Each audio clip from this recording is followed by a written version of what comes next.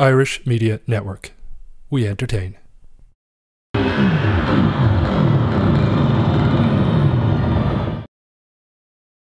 Hi, I'm Pete Tong and you're watching About Last Night. Hello and welcome to another episode of About Last Night. We are here at the Three Arena in Dublin for Pete Tong and the Heritage Orchestra, and supported by our very own Al Gibbs. Welcome DJ, producer and radio presenter Pete Tong. So the last time that you were here in Ireland was a very rainy electric picnic. It was, yeah, it was quite an experience. Summer of 17, and it was an amazing night though. We were kind of closing out the main, the main stage on, I think was it Saturday or Sunday? I think it was, it was one of those, yeah. Following A Tribe Called Quest, which was quite a thrill. And then, the rain obviously was.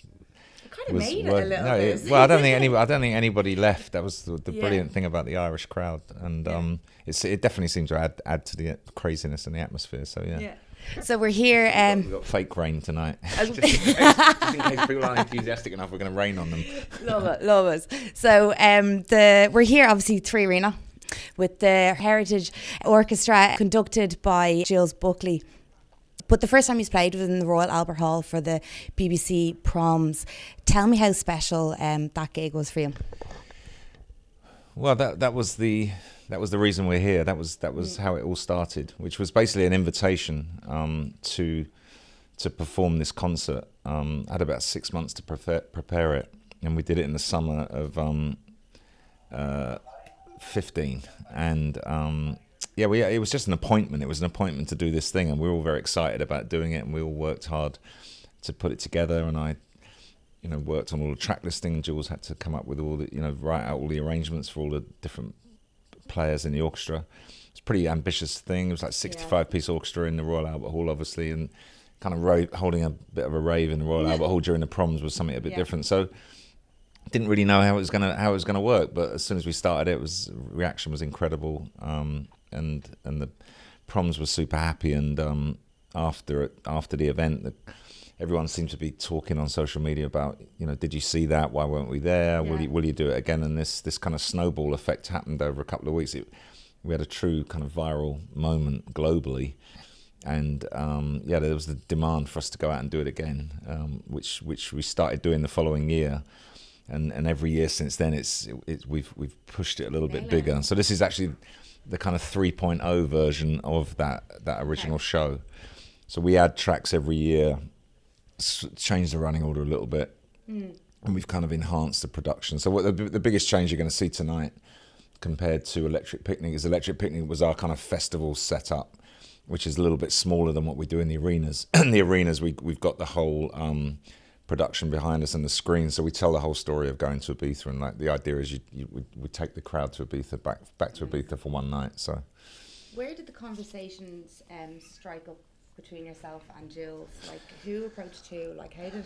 Well, I approached him. I mean, we were, the Proms approached the Radio 1, BBC, and I said, yeah, I'm up for it. Let's do it. And then the next question was, how do I do it? And someone said, oh, I know a guy. And then I was introduced to Jules, who in turn introduced me to Chris Wheeler and the Heritage Orchestra, and they'd worked together previously. I had some mutual friends, artists that I'd worked with before that had worked with Jules, Basement Jaxx, Goldie. They'd done stuff with the Heritage Orchestra. So it was a blind date on the phone. That's how it started. Cute. Yeah. So obviously you said you work with Jules picking the songs. Like, how closely do you pick the songs, and who picks what? It's kind of starts with me with the actual musical choices, and then basically I go to Chris and Jules, and then discuss how we would adapt them, and whether they would adapt. I mean, that part's got a bit easier because I'm kind of used to, there's a kind of there's some obvious things about which tracks will adapt, but I'm always trying to push the kind of envelope, as it were, and so it goes backwards and forwards basically. But we're actually making the third album now. which isn't going to come out at Christmas this time. We're going to wait. We thought we'd give ourselves a little bit more time and put it out. Yeah, when it's right. Well, not when it's right, but we're going to aim to put it out at the beginning of the summer. Okay. So you'll get this kind of arena tour phase, and then we'll be back in the summer again with new music. So, and there's actually a couple of original tracks on there. So that has been more of a two.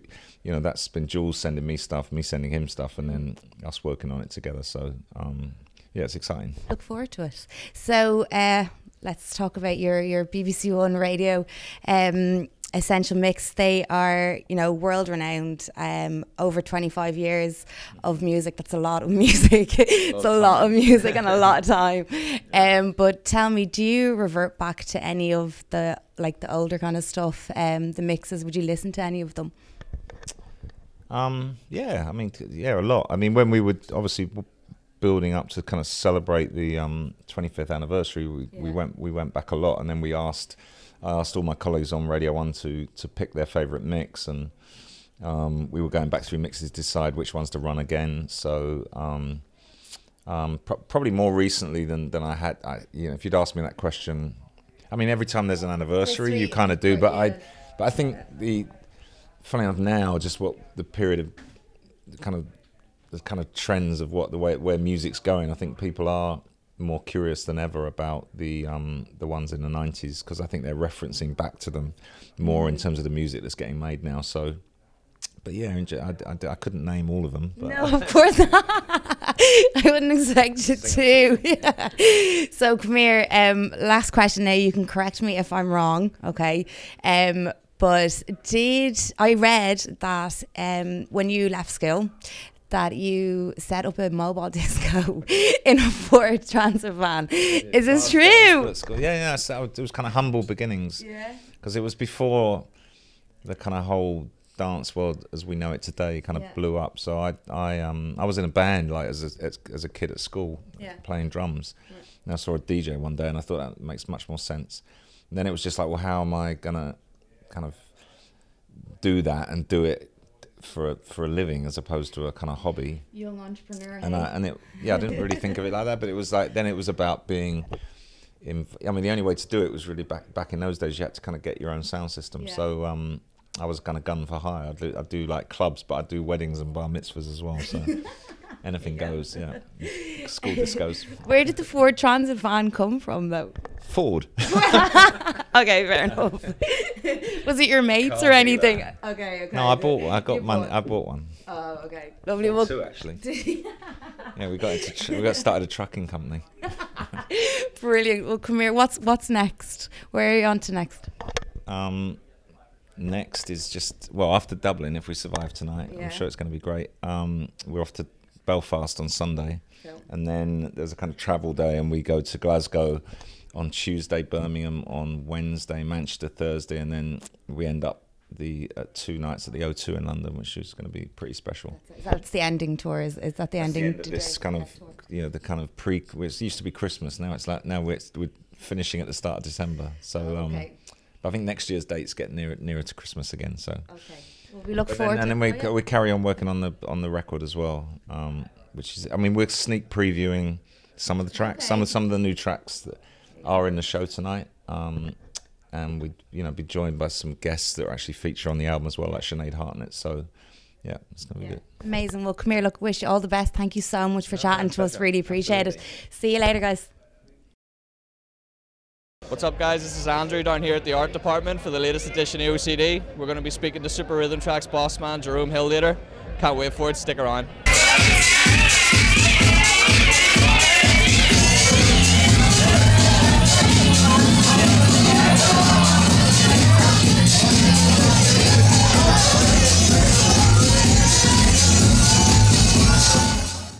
What's up, guys? I'm down here with Jerome Hill. Thank you very much for joining me. I really appreciate it. Thank you for the invitation. You looking forward to tonight?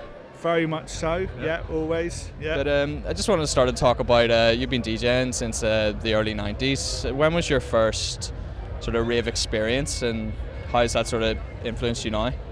I guess the first exposure to it was Pirate Radio in London, 1990. Fantasy FM it was called. DJ Hype, I've said this quite a few times, but I'll always give him credit. DJ Hype playing techno, hip-hop, house, acid, Euro, everything on the airwaves, and then, yeah, just got into the music through that, really. Yeah, it was... What do you think about like today's sort of contemporary dance music scene, so to speak? Like a lot of sort of younger ravers coming in now are sort of birthed into a more commercial kind of atmosphere.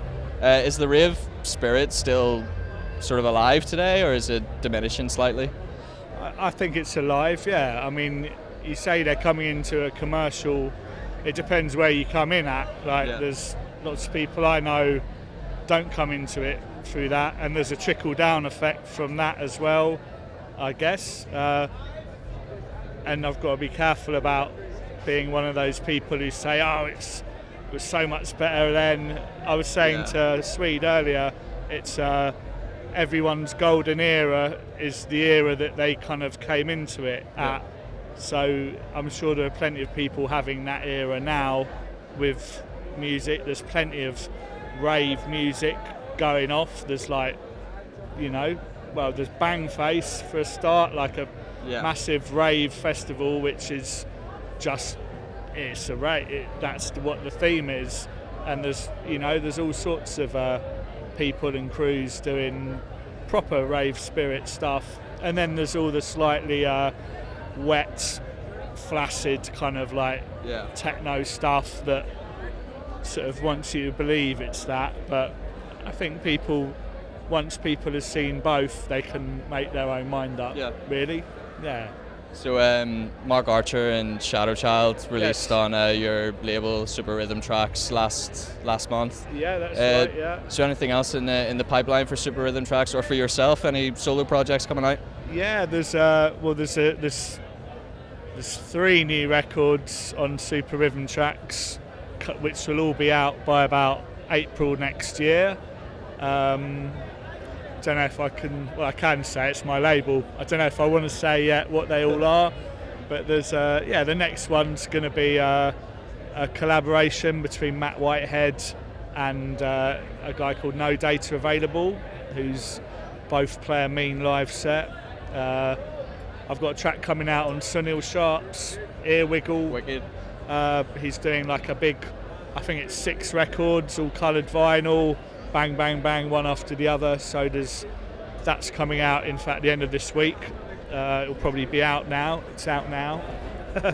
And what else? Yeah, I've got a remix coming out on Dex label. Oh, you know, there's stuff. The new Hornsey Hardcore record is out now as well. There's bits and bobs, I don't want to bore everyone too much. Well, thank you very much for joining me, man. I really appreciate it, and really looking forward to the set later. Cheers, man. I hope you enjoy. I hope I enjoy. I'm sure I will, yeah. Cheers. All right, thank you.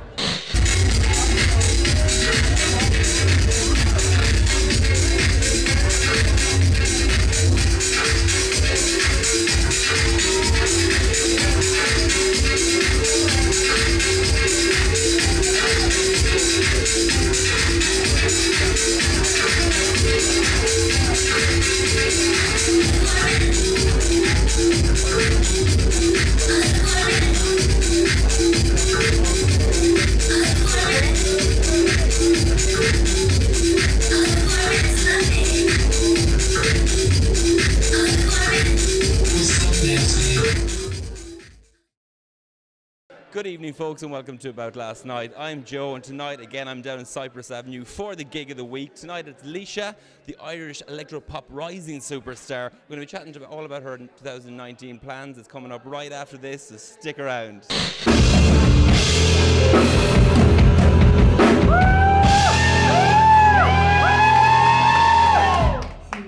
See it twice and I know that it's here and it's clear it'll grow.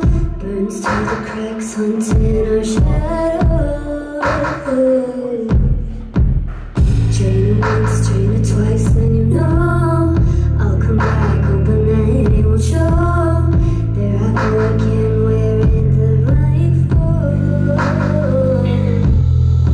I know I shouldn't touch it all, falling back on a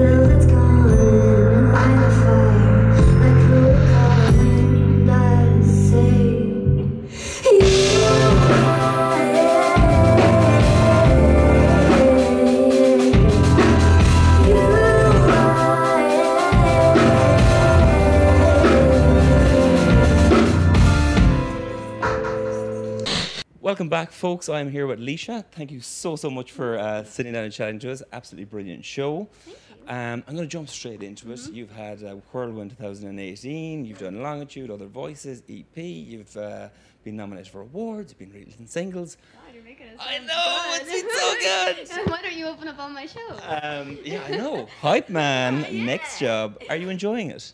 I am. There are parts, because I've been self-managed for the past couple of months. You know, there are parts where it gets stressful and I would break down in tears, and like, if I'm being honest, but the reason I would do this is because it's worth it, because you know, you get these little snippets like playing a show or something so good, and meeting people that are just really interested in the music is a massive thing for me, so it's worth it, you know? Like, I'm sure it is. There's a great, we're absolutely blessed in Ireland, there's a great emerging talent in Irish music.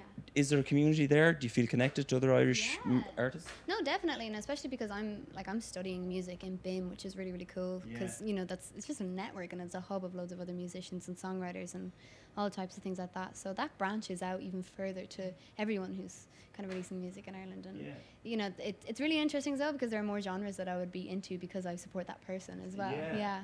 Opens many doors. Anyone particularly that you'd like to collaborate with or are thinking of doing so? God, there's like anyone. Any goss for us? Well, I am writing a bit with Tim Chadwick at the moment, so I'm a big fan of him, and he's also a good friend of mine. So excellent. That could be on the cards 2019. Maybe. One thing I want to touch on, because I read an article recently enough, and you were talking about the importance of creating a visual look to go with your sound. How important is it to create an identity for yourself as an artist? Like, for me, it's really important, just because you know, when visuals pop into my head, it's more than likely it's because when I'm writing a song, you know. And for things like, you know, my latest single, Again, when I was writing that, there were certain words in my head that kind of translated into the music video nearly like a year after I had written the song. You know, they're just little things like that I love to do. And I guess from having an identity goes hand in hand with having something to say or having something to stand up for and be proud of. And so I guess I try to do that too. And is that one of the reasons which gave rise to you self-producing? Like, you're totally self-produced in every way, shape, or form. Are you not? No, well, like I'm self-managed. You know, I like to write and work with other people because it's hard to do everything on your own, because it's just so much more fun when you have loads of. Must be lonely on your own. Yeah, no, I mean, I love writing on my own, and it's really cathartic, and you know, I could get the nudge, and I'd get the feeling that I need to sit down and write something, but you know, like with again, when I was writing that was just piano, and then I got to work with an amazing songwriter and producer, Richie McCourt, on that song, and as well as Sean Behan, and you know, they helped to kind of draw the confidence out of it that I didn't realize was there. So it's great to have people do that too. I think collaboration is a massive, great thing to do all the time. And just for 2019, then, what's coming up? Like, there is an EP coming. Yes. You've a couple of new songs tonight, which we got, which were brilliant. What's the most exciting thing? What's the most exciting prospect of 2019 for you? Probably releasing that, and then playing it for people. Yeah, because. Yeah, it's really interesting to see how people react to it right in front of you. Well, come here, that's unfortunately all we have time for. You'll get the shots throughout the show today. It was absolutely brilliant. You're playing the Roisin Dove in Galway the 14th of December, homecoming show just before Christmas. It's going to be massive, so look out for that. Excited. And thank you so much for talking to us. Thank you. That's it for another episode of About Last Night. Thanks a million to Pete Tong and also to the 3 Arena. We had an amazing time. Don't forget to like and subscribe to our channel, and we'll see you guys next week. Irish Media Network. We entertain.